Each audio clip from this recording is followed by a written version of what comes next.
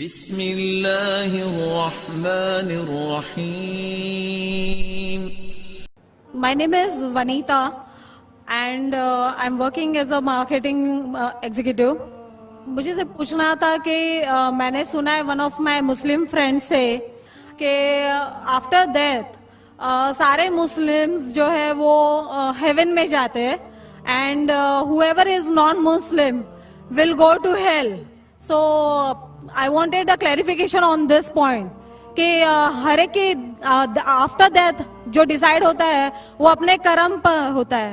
تو مجھے اس بات کے اوپر کلیریفیکیشن چاہیے تھے کہ why all Muslim will go to heaven and non Muslim will go to hell. If at all we do good deeds, like if non-Muslim also does good deeds, why they will go to hell?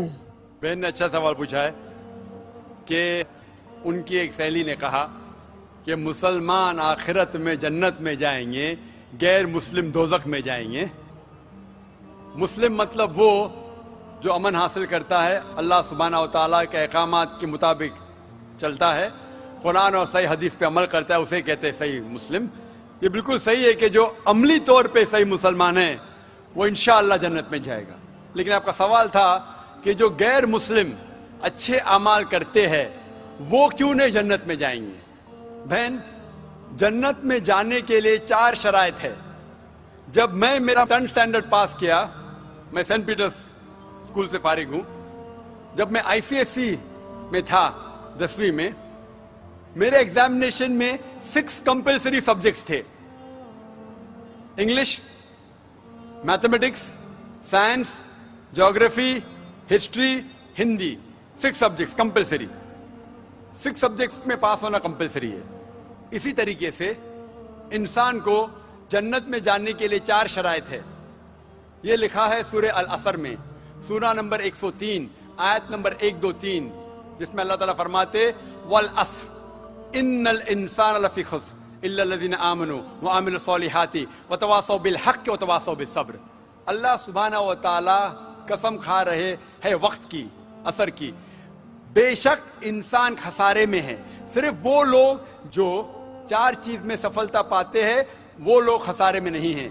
اور یہ 4 چیزیں ایمان، عمل صالحات، وتواصوا بالحق، وتواصوا بالصبر. جس طریقے سے مجھے 10th اسٹینڈرڈ پاس کرنے کے لیے 6 سبجیکٹس میں پاس ہونا کمپلسری ہے، مثال کے طور پہ اگر مجھے mathematics, English, history, geography, science میں 99% مارکس ملتے ہیں، 99%، اور ہندی میں صرف مجھے 10% ملتے ہیں، اینڈ پاسنگ مارکس از 40%. پاس ہونے کے لیے 40 مارکس کی ضرورت ہے. اگر ایک سبجیکٹ میں، ہندی میں مجھے 10% مارکس ملتے ہیں اور باقی 5 سبجیکٹ میں 99% مارکس ملتے ہیں، کیا میں 10th اسٹینڈرڈ پاس کروں گا کہ نہیں؟ بہن، میں آپ سے پوچھنا چاہتا ہوں، کیا میں 10th اسٹینڈرڈ میں سفلتا پاؤں گا کہ نہیں؟ ایک سبجیکٹ میں 10%، باقی 5 سبجیکٹس میں 99%، کیا میں 10th اسٹینڈرڈ پاس کروں گا کہ نہیں؟ نہیں. کیوں؟ کیونکہ مجھے ہندی میں 10% مارکس ملے، بھلے 99 ملے باقی 5 سبجیکٹ میں، ہندی میں 10 فیل. اسی طریقے سے جنت میں جانے کے لیے سورہ العصر کے حساب سے 4 چیزیں ضروری ہے: ایمان، عمل صالحات، نیک اعمال جو آپ کہہ رہے، وتواصوا بالحق، لوگوں کو حق کی طرف بلانا، وتواصوا بالصبر، لوگوں کو صبر کی طرف بلانا. 4 چیزیں ضروری ہے.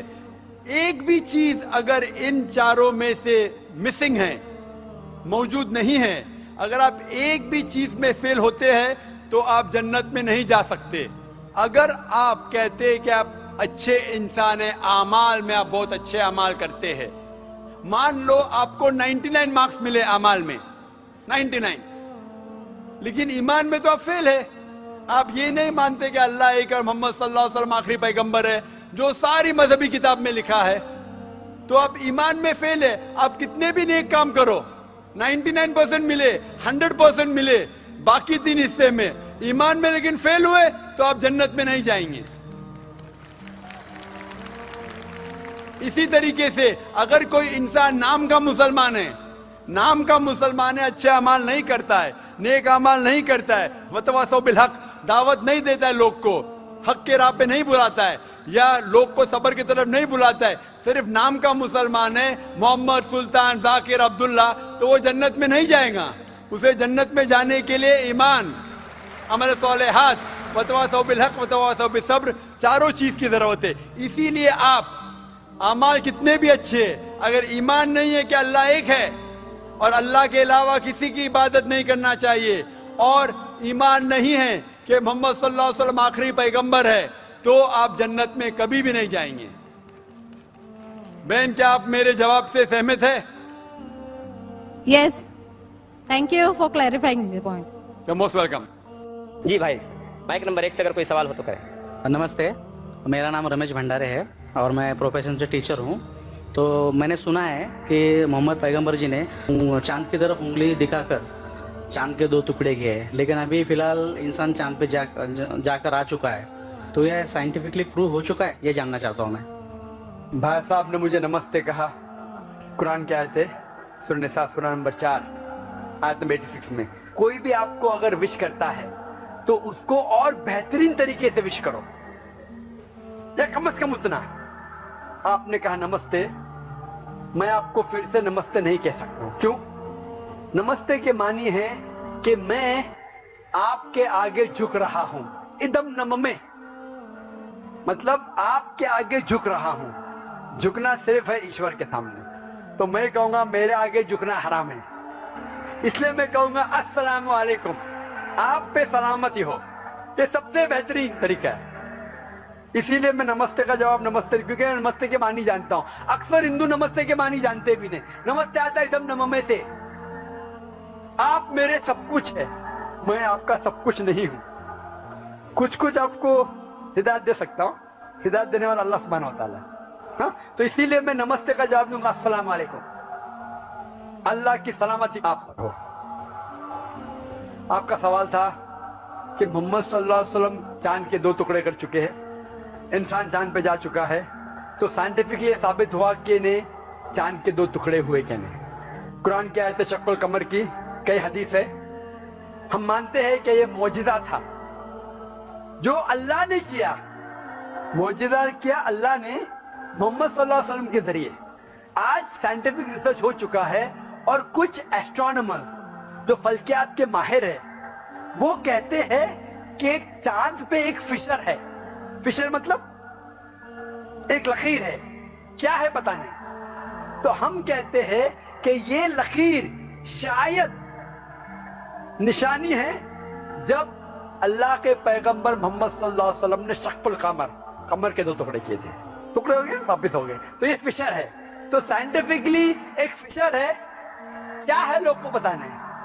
تو میں کہتا ہوں انشاءاللہ وہ فشر وہی ہے جو اللہ کے رسول نے ٹکڑے کیے. لیکن آج اگر کوئی کہے گا کہ چاند کے ٹکڑے 2 ہو گئے اس لیے میں اسلام میں مانتا ہوں, شاید, لیکن آج دور معجزہ کا نہیں ہے, چمتکار کا نہیں. آج دور ہے سائنس کا, اور سب سے بڑا چمتکار جو آخری پیغمبر محمد صلی اللہ علیہ وسلم نے کیے وہ ہے قرآن. سب سے بڑا چمتکار ہے. تو میں تقریر دی تھی سب سے پہلے بار پونا میں, اسمبلی ہال میں, قرآن اور جدید سائنس. اس کے ذریعے پتا چلتا ہے کہ قرآن ہم ثابت کر سکتے, اللہ کی کتاب تب بھی ثابت کر سکتے تھے, آج بھی اور تا قیامت تک. تو یہ مین چمتکار ہے. کوئی بھی انسان پڑھے گا, اگر آپ کو ادبی نے ترجمہ پڑھی ہے اور اگر صحیح نیت سے پڑھیں گے, آپ کو اللہ تعالیٰ ہدایت ضرور دے گا. ہدایت مطلب صحیح راستہ دکھانا. تو صحیح راستہ جو ہے وہ آخری کلام خدا کا, وہ قرآن شریف. hope that answers the question.